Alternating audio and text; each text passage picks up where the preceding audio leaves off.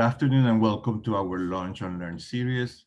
Today we have the pleasure of having an amazing visual artist, Julia Weist. She explores how the process of record keeping reveals crucial social truths around shared systems of knowledge and power. Julia's work is at the MoMA Museum and at the Brooklyn Museum, just to mention a few. Now we're going to have the pleasure to hear from Julia Weist. Julia. Thank you, Raul. I am going to share my screen. Thank you so much, everyone, for coming. I'm really looking forward today to sharing with you a project called Public Record, which I developed when I was in residence at our host's agency, the Department of Records and Information Services, and I just want to thank them for putting this together. I'm going to start by talking a little bit about the residency program in general, hosted by DORIS, Department of Records and Information Services, that allowed me to produce the series of works that I'm going to share with you today, because I think it's quite unique, and I would love to see it as a program just proliferate around the country and for other city governments to do something similar. So that's where we'll start. I'll take you through the works that I made and the research that accompanied that those works, and then we'll have some time at the end for questions. So without further ado, so the Department of Records and Information Services, DORIS, partnered beginning in 2019 with Department of Cultural Affairs, another New York City agency, to participate in a program called PEAR. There's a lot of acronyms. I guess it's just a product of city government and bureaucracy that I'm going to be throwing around a lot of acronyms. So hopefully we can keep them all straight. So PEAR stands for the Public Artist in Residence Program. So the concept is that artists are creative problem solvers, and they have something to offer, a different perspective, a kind of nuanced way of looking at issues facing all humans, and certainly humans with similar lived experiences they have. And that if you put an artist within city government, something interesting might happen. So this concept was really inspired by the work of one artist in particular, Meryl Lauderman-Euclid. And right now on the screen, we're looking at a manifesto that she created in 1968, in which she coined a term called maintenance art. So this is an image of her enacting a maintenance artwork. So the concept here is that artists perform acts of care and preservation that is not dissimilar to museums and other areas of our life, like domestic spaces where we enact these kind of rituals. And Meryl Lauderman-Euclid thought this could be an art form. And she took this idea to the Department of Sanitation in New York City and said, the Department of Sanitation, you as well are interested in ideas of maintenance, cleaning, care. We should partner, because I can offer something that you can't, and you can offer to me something that I don't have access to, which is resources and all sorts of things behind the scenes that are keeping the city running that Meryl Euclid was interested in making artwork about. So she's probably most well known for this particular project that she did, although I should say, when the Department of Sanitation agreed with her that it would be interesting to have her as a temporary resident, and unpaid at that time in 1978, it lasted and lasted. She is technically still the Department of Sanitation's artist in residence, so more than 40 years later. But she's very well known for this particular work she did, which was called Touch Sanitation, where it's quite a simple gesture, but very profound. She shook the hand of every Department of Sanitation worker who would accept the gesture. This is significant in a couple different ways. One, because when she began this performance, it was many years before the very first woman sanitation worker was hired, which didn't happen until 1986. Also at this time, the sort of public image of sanitation in New York City was one that was not understood or widely respected. And sanitation workers, although they were taking care of the city and they were doing this great public service, there was a kind of stigma. And Meryl Euclid did a lot through her projects, as did the commissioner and the workers at Sanitation, to really change that image, and this performance was part of that.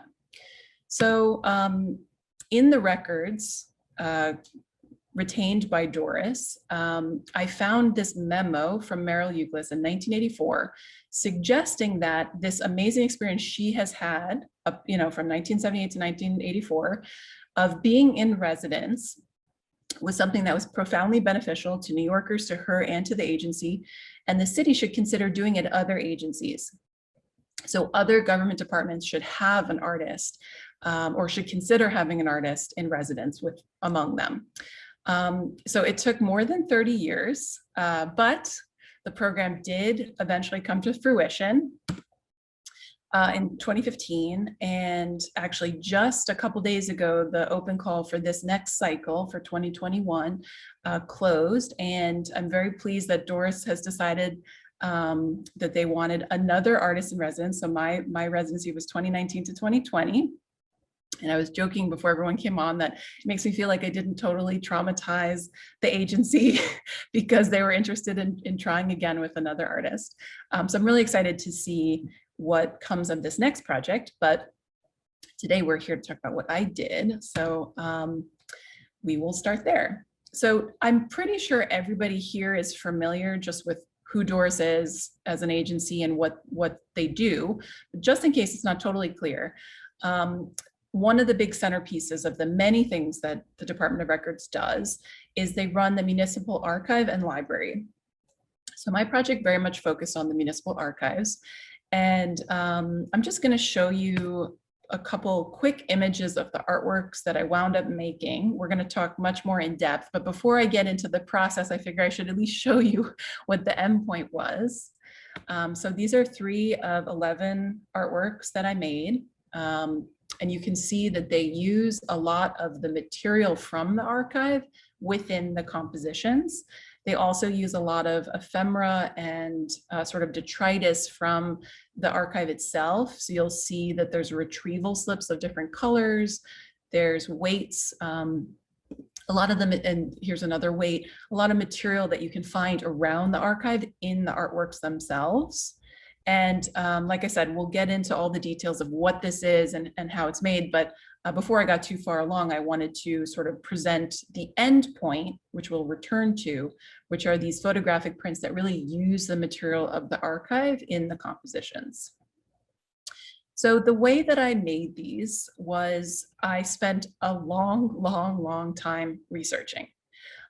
So I was very interested in the relationship specifically between artists and government. Partially because I was an artist embedded within government. And I thought, who has come before me outside of Meryl Euglis, which I was aware of her work?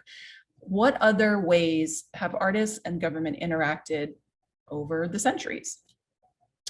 And these are a couple views of sort of behind the scenes in the Municipal Archives. These are offsite warehouse facilities that house the records. And I should say that as an artist, I do typically work with archival collections and with archival material. And I do so because I think that records and the process of record keeping is a really interesting way to understand systems of power.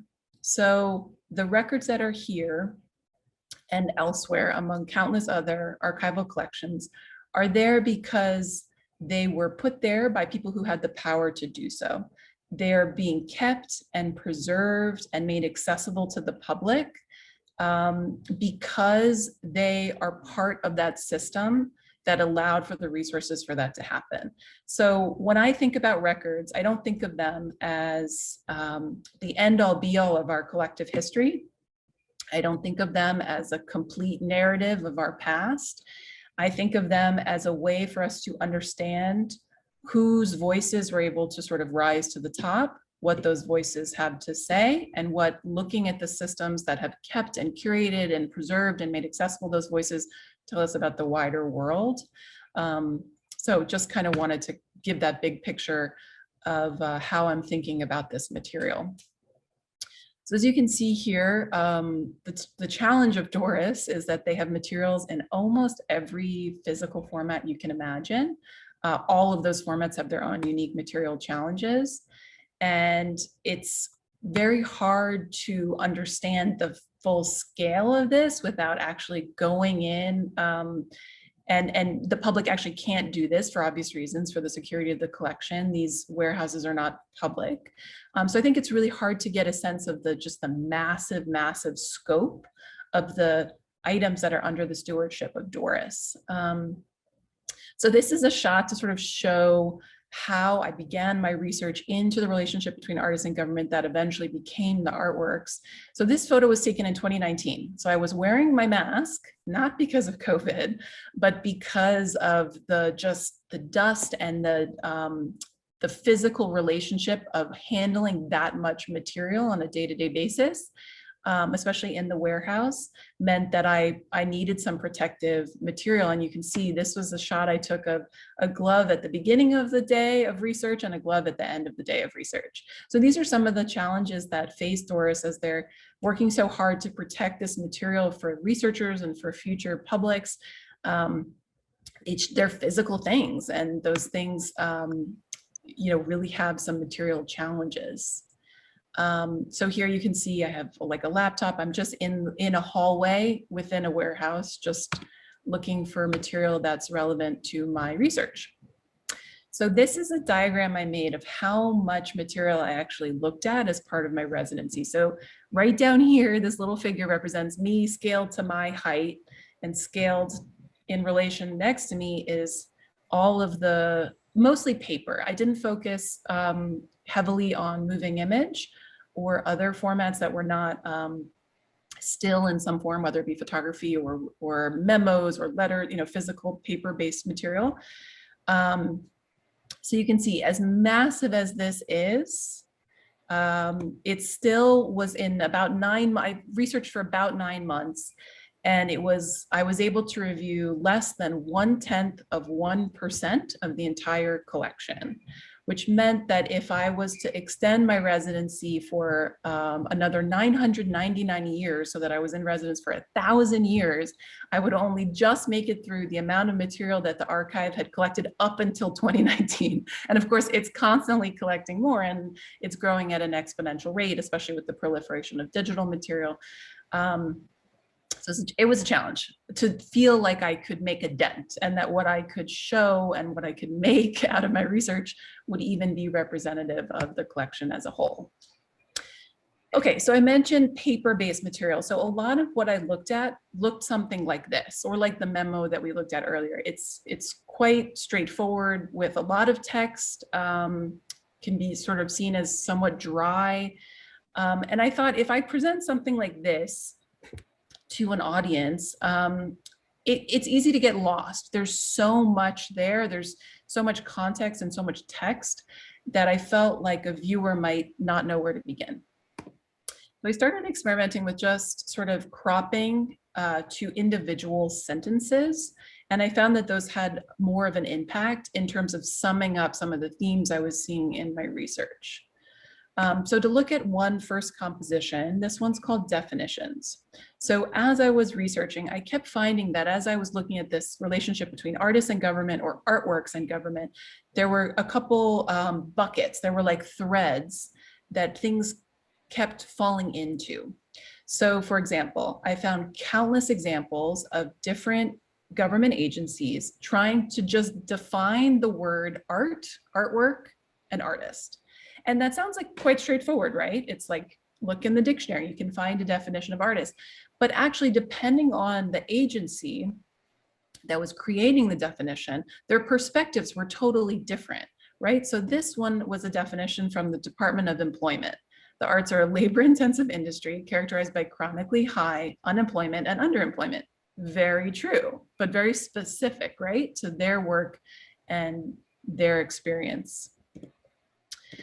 Here's a much more nuanced definition that comes, not surprisingly, from the Department of Cultural Affairs, which is trying to define not only artists, but specific types of artists, right? So they say that my that by merely taking brush in hand does not make one an artist any more than pressing a shutter release of a camera makes one a photographer. So they were trying to say, you know, for the purposes of their needs as a government agency, they didn't consider every single person who wants to be an artist. And part of the reason was they were in charge of something called artist certification, where only certain types of New Yorkers could live in certain places. So when the loft law came into effect in Soho, in particular, New York Department of Cultural Affairs had to say, this is a working professional artist who's allowed to live in a loft versus this is someone who is living in a loft and not using it for art making purposes. And that meant they had to define who is an artist and who is not an artist. So all of these that you can see here are different definitions from all sorts of these different perspectives over decades worth of time. So of course things change.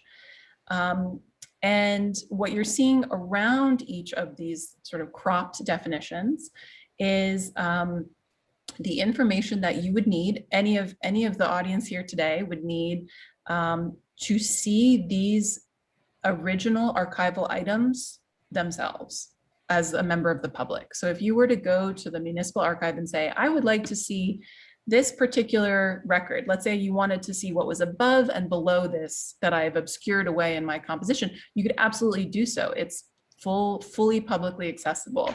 And the information that you would need is right here above, below, and around each of these crops. It's a variety of different information. It's the years, it's the box number, it's the storage facility, it's the shelf location. All of these things also reveal how these materials are taken care of. Where do they live? How are they organized? What other collection, what else might be in the collection or the series that they're part of? Here's just a close-up of some of that information I was mentioning. So the record group, the subgroup, the series, the file unit, box number, storage facility, shelf location, among other things. Okay, so this composition is all instances where government workers were tasked with critiquing artists or artworks. So critique is a very important part of art school. So when you go to art school and you're trying to learn how to be a good artist, essentially you make work, you put it up in front of your class and you get feedback. And that's like 99% of what art school is that process of critique, learning how to receive it and respond to it and think about it. So these examples here in this composition show when government workers who are not necessarily artists themselves, don't necessarily have an art background or an art history background, maybe they've never participated in a critique, are asked to do so on behalf of the city, either because the artwork or the artist is under their consideration for an opportunity or a physical facility that they are related to, maybe that's accessible to the public, needs an artwork, whether through Percent for Art or for decoration purposes or for public engagement. And I thought this particular excerpt was a good example of what I was describing before about power and history. So this is interesting because Faith Ringgold, who is the artist that's being critiqued in this excerpt, is today quite famous, well-renowned, very, very respected. She makes amazing work. She's been working for decades.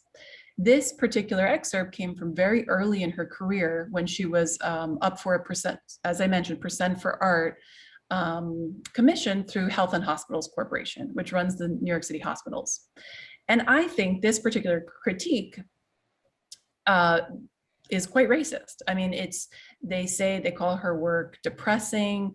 They say that her figures their figures are blank, and that her entire work the entire theme of her work is ethnocentric, meaning that she couldn't possibly just be making work about humans. She's making work about African-American humans, and therefore it's particular to an ethnocentric perspective.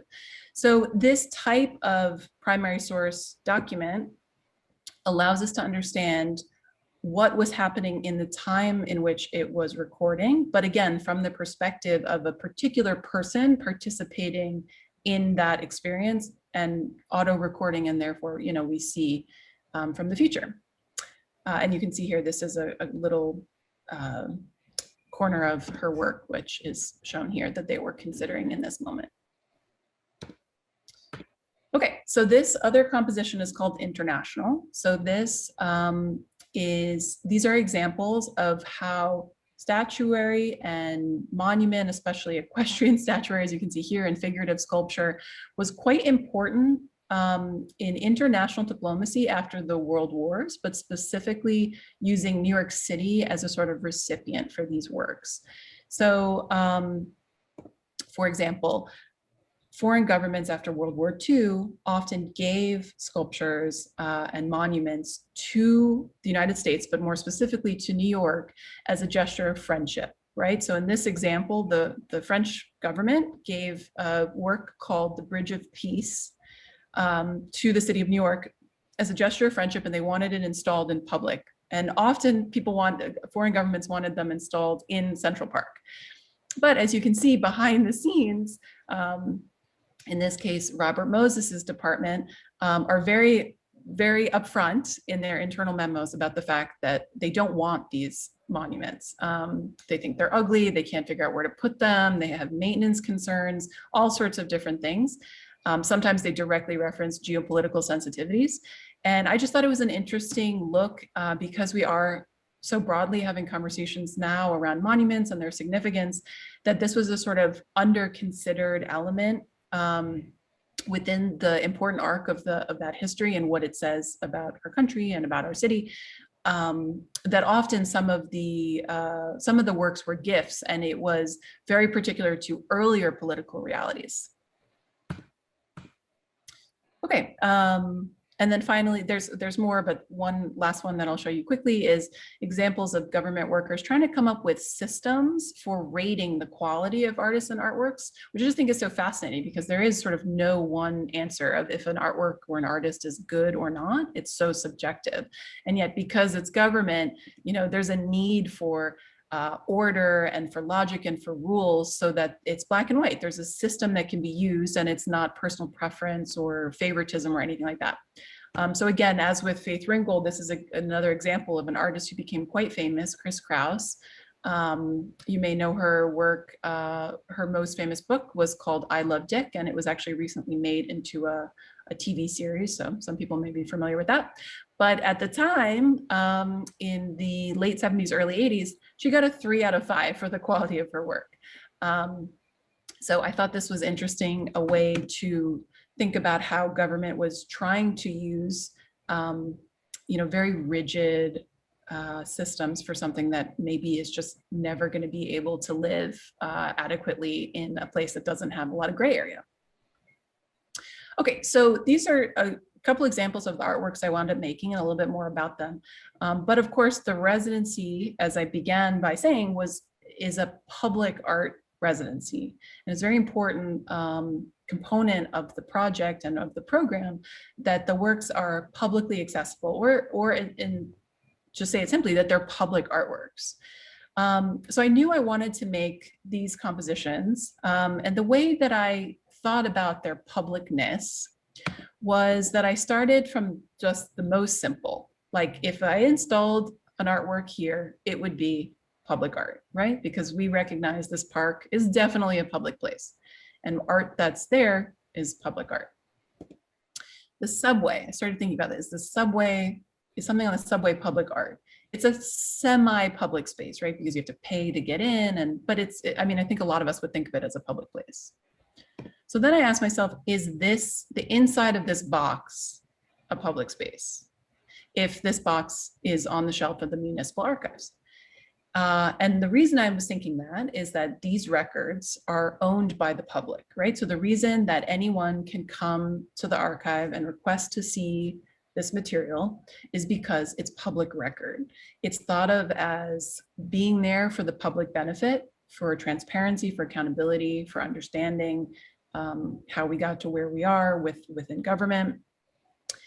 But as I showed in the earlier pictures, some of those warehouses, like this physical box, is not necessarily public property because it needs to be protected and it's in a warehouse that's not open to the public. So I just started thinking of the content itself, like maybe not inside the box, but maybe like on the page or on, the actual content. Is that public space? It's sort of an abstract question, right? Because it's it could be transcoded. It could be a sentence that's public space, but not necessarily just because it's on a public piece of paper. That sentence could get put on the internet. It could go through these other systems. Is the meaning, the content, the letter forms, like, is that public? And I decided, yes, that was public space. So I thought, if I can make these artworks the same conceptually and systemically, like based on the rules of the archive, equivalent to these pieces of material, pieces of content, I should say, then eventually they will be public, and they'd be public artwork. So as many of you may know, this is the reading room at the Municipal Archives where you can go and actually be physically given a record, or you can research on computers and see something digital or microfilm. But also it's possible to see government records before they've gone through the whole process of retention and accession and processing, to access, sort of jump the line, to access government records, maybe that were just made through the Freedom of Information law, right? So a lot of times this is used by journalists or by researchers or artists, activists, lawyers, to try to get information that has not yet been made public, but that is conceptually public in nature, right? Because it was made by government, maybe it's paid for by taxpayer dollars through a government program, it's public. So I thought, if I could make these artworks simultaneously be government records, they would be public space and therefore public artworks. So how did I do that? So as you saw, they were photographic prints, these works that I made. So to make those artworks, I used only equipment owned by the City of New York. So this is a look at the dark room, the photo lab, or one of them, at 31 Chambers Street, where the Municipal Archive is. And this is specifically where I made those artworks. So this table is a copy camera. There's a camera at the top, and there, you can see there's two lights focused on the table. This is where rare books, for example, will get photographed so that they can be digitized and seen by researchers online. This is where I actually made these photographs. I worked with Department of Records and Information Service employees during their regular work days. The funding that came for the commission for the pear program, my residency program, came from the city. It's taxpayer dollars. And I thought all of these things, using the resources, using personnel and money to make these works, would quite likely make them categorized as government records. However, I didn't want to take any chances. So after using this process and making the works and then having these photographs, both printed at the photo lab physically, as well as the digital images of the photographs, I went one extra step just to be sure. And that was to transfer the artworks to Pauline Toole, who I think is here with us today, who's the commissioner of DORIS, in an official memo, or official as I could make it, because in a way everything is official, right, in this context. And it was a piece of correspondence letting her know that I've completed 11 artworks and I'm transferring them to her. And in doing so, not only was I, transferring the items, but also it was through her correspondence. And often the correspondence of commissioners as well as other public officials within these departments are considered, historically significant and are kept as whole collections within the archive. So this is what it looks like when an artwork is foiled, or my artwork is foiled. So FOIL again stands for Freedom of Information Law. So we had lots of ideas about how to get the public excited and aware of the project so that they would submit FOIL requests and ask for the artworks to be released. But that was meant to happen in April 2020. Everyone had other important things on their plate at that time because of the pandemic. So we were a little bit creative. I wound up writing a lot about this project, and that writing in a couple different more general publications and art publications kind of alerted people to the project. And slowly the foils began to happen in the spring and summer of 2020. And now all of the artworks have been released this way. So if you were curious, you could go to the Open Records portal, which is, you can see here is the NYC Open Records website, and you can search the requests, and these will be there, and they're made public through the system that governs all other government records, you know, theoretically, I think permanently. We'd have to ask somebody on the call representing DORIS from a records retention standpoint, but I believe that foils are just preserved indefinitely. And you can see the sort of nature of the request. Someone submits a request and then they receive, and therefore the public, because it's hosted here, both the file of the artwork. So actually, if you were interested in going to get the high-res digital file of my artwork, downloading it, making your own print, and having a kind of bootleg up in your house, you could do that using this file here.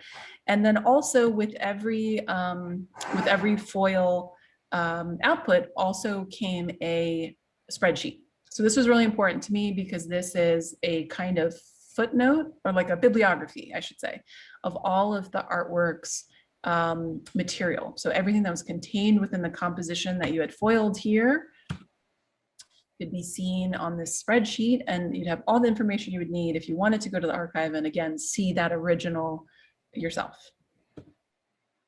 And here are just some images of DORIS staff taking a look at the physical prints, which themselves will also eventually be public.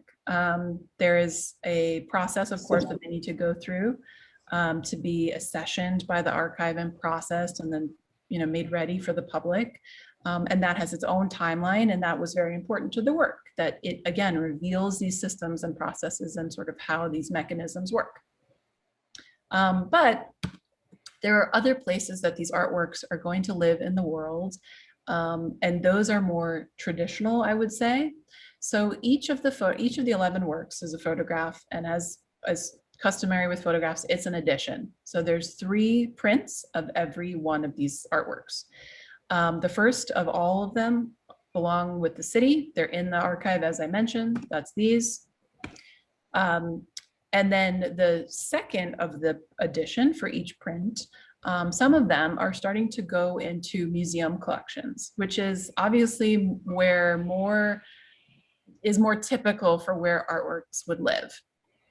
So this one in particular, for example, is called Giuliani. It's all about a kind of really interesting discovery I made around Rudolph Giuliani's personal photography practice. When he was mayor of New York, he took photographs while on official mayoral business, and then he exhibited those photographs at a gallery show in 1999. So he sometimes called it a hobby, but because I think he was a little insecure, but he had like legitimate art gallery shows of his photography, and so it was clearly more than just something he did for himself. So this diptych you're seeing right here is like a perfect metaphor for the whole project, maybe even for DORIS itself. So on the right is a photograph taken by Giuliani's press photographer. It was in the archive in his press photography collection. So this is like when the photographers photograph him like marching in parades and, you know, at Lion King on Broadway, like they take pictures of him, and that becomes that collection. I knew though that in this moment, he was also taking a photograph himself. And because he was in an official mayoral capacity, because he was likely using a camera owned by the city, it's like a metaphor for exactly what I was doing. It's analogous to what I was doing. So theoretically, I thought that photo is very likely also should be considered a government record, and it should be here in the archive. And I found it, and it's on the left. So you can see that he was struggling with some technical challenges, I'll put it that way. Obviously, this image is also so powerful because it has the Twin Towers, which became so connected to his political legacy. So it was just a really interesting document. And it's a really good example of why it's important to keep government records. Because if you just were to look at the images that Giuliani exhibited in his New York City gallery show, you would think, oh, this is someone who, you know, this is their aesthetic. They take very glossy, like postcard-like images of New York, sometimes from a helicopter, like a very, very kind of sterile and images of New York that also really glorify it. Like they're very glamorous looking photos of New York. But it's because of records retention that we're able to see not just Giuliani's fancy glossy gallery show photos, but his outtakes, which tell a very different story. And over here, you'll see some of the additional outtakes on the left of this composition. This one on the lower right, or sorry, the lower left corner is an example of what he exhibited. But then you'll see directly next to this bridge photo that he exhibited and signed is a very different bridge photo whose exposure is very weird. And I'm not saying that somebody else took the photos he exhibited. I just think you get a more, and maybe somebody did, but you get a fuller picture because we save everything that government officials, or that were meant to save everything that has historic value that government officials produce in the course of their work. So the reason I thought that his photography practice was interesting was not just because he was someone in power and he was making art, but because simultaneously to taking these photos and having this gallery show, he was also trying to defund the Brooklyn Museum. Right, so in 1999, the Brooklyn Museum had an exhibition called Sensations. The most famous piece is Piss Christ by Chris O'Feely. And he was trying to defund them because they received public money. They were in a publicly owned building, and he felt like public funding should not support work of that nature that, in the words of Giuliani, were, quote, sick and disgusting. So I mentioned that some of these works were now moving into museum collections. So this one in particular was acquired by the Brooklyn Museum. So I think this is a good metaphor for my interest and my sort of practice as a whole, where I really like to like complete a circle. So I started with this work, researching Giuliani, made this work about him making artwork while trying to defund the Brooklyn Museum. The ultimate closing of the circle, in addition to the city owning it, would be that the Brooklyn Museum owns it as well. And in this case, that's what happened. But I'm very wary of just moving these artworks into a museum collection and losing all of the context that you get when you have a work like this inside of city government, where you can see the context and experience the context all around it, or even in the process of viewing it, you have to use the systems of government so they're very present for you.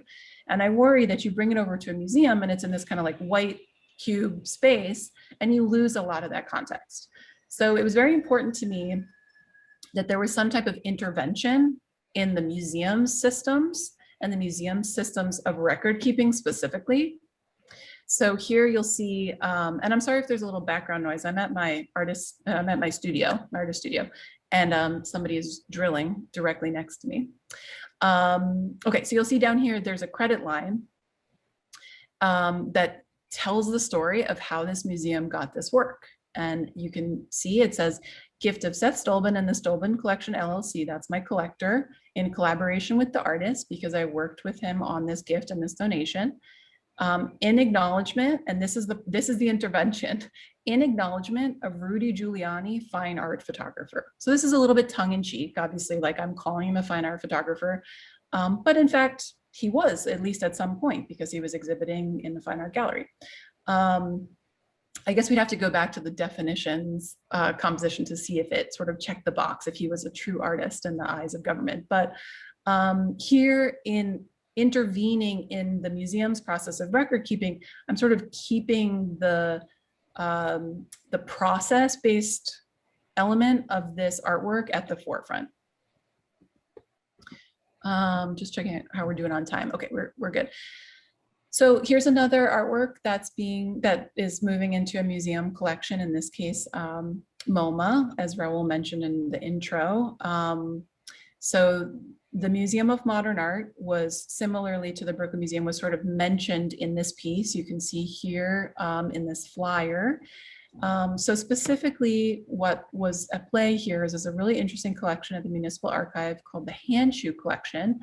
And you can see here on the right, actually both of the yellow and the white that you're seeing here are notes from undercover police officers who were attempting to infiltrate the Art Workers Coalition, who were demonstrating at the Museum of Modern Art. So the Art Workers Coalition was a loosely affiliated group of artists who were fighting for sort of a better cultural landscape in a variety of different ways. So just to keep it, sort of simple, one example is that the free days that are at museums, let's say like Free Fridays and things where you can pay what you wish at museums, or you can pay a very little amount, was one of the things that they were really pushing for, and eventually it became the norm.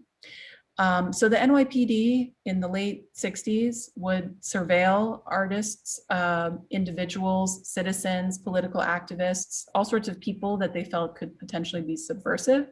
Eventually this was shut down because it was a violation of civil rights. Nobody was committing a crime. They just seemed like they could be, like I said, subversive.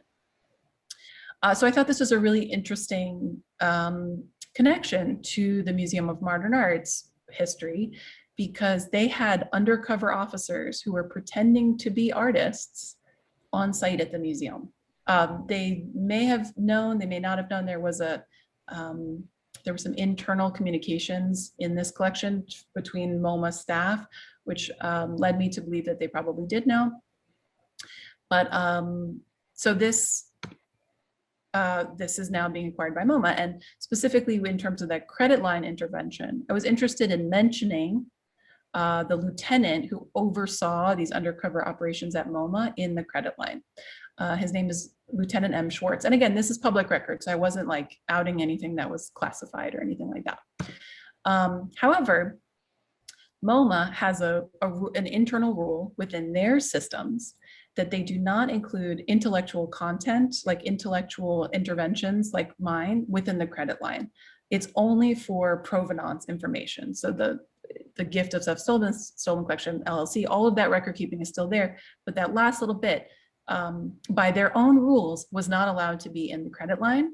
It needed to be in a different sort of part of the record, which is not yet online, but is forthcoming. And it's essentially a copyright statement.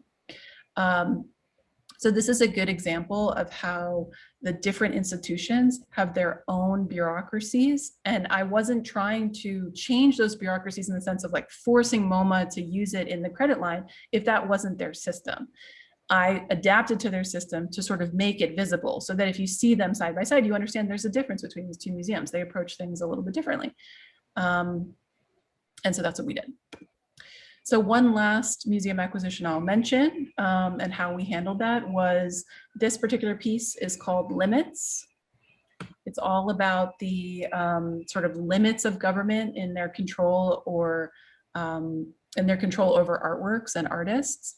And this is an excerpt from a memo from Robert Moses, where he says specifically that he's afraid that he's reached the end of his surreptitious removal of undesirable statuary.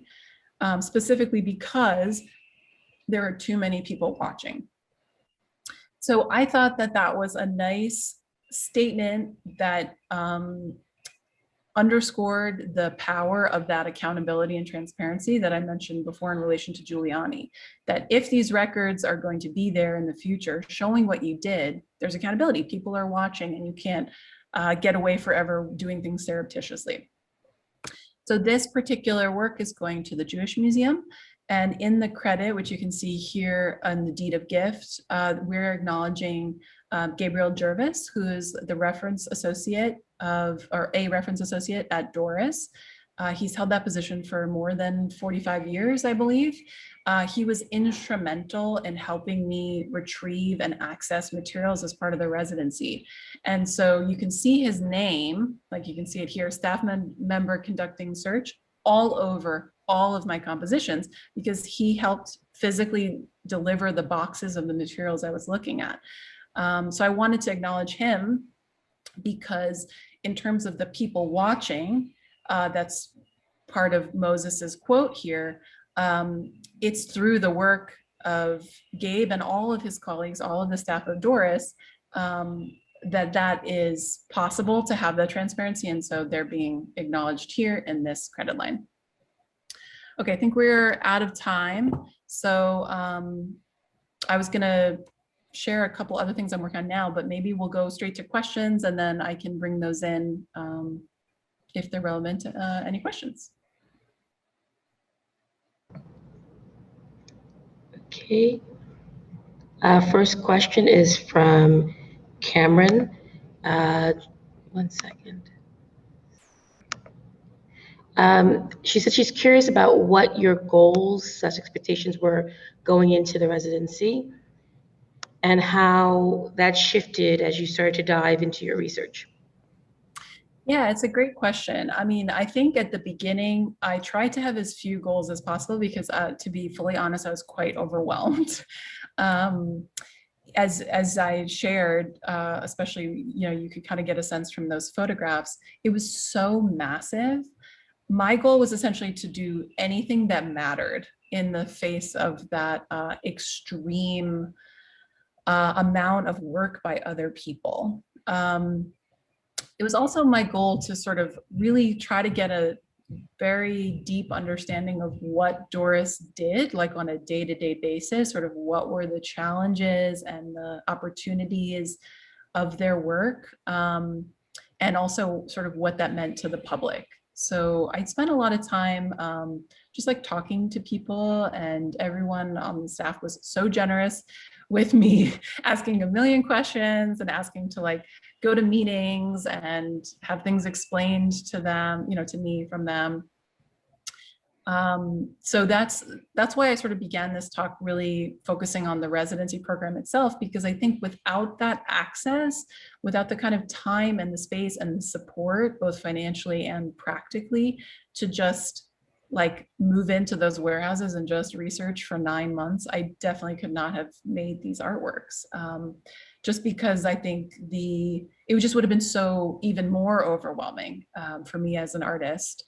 And yeah, so I think my goal was just to try to make something that was kind of true to the situation. And hopefully I succeeded in that. Great. Jeanette asks, what suggestions do you have for artists applying for pear next year? She says her work wasn't a close fit for the call this year. Yeah, I mean, I think that it's really important to find an agency and a department that is relevant to what you're doing. So I was aware of the pear program for years, actually, before I applied, because I was lucky enough to do an exhibition at the Queen's Museum right after Meryl Euclis's retrospective that they had there.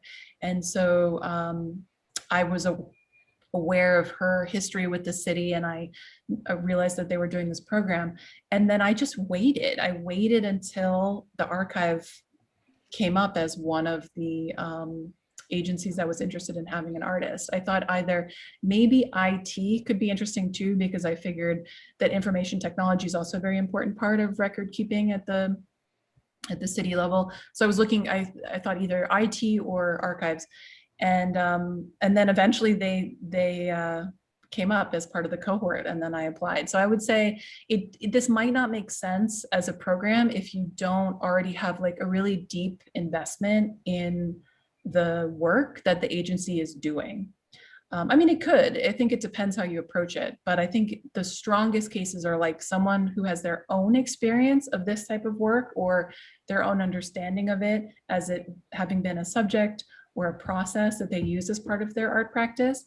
And then that when things line up and when you're paired with the agency, it can just go a lot deeper. So hopefully one of the agencies that's looking for an artist is one that you're interested in.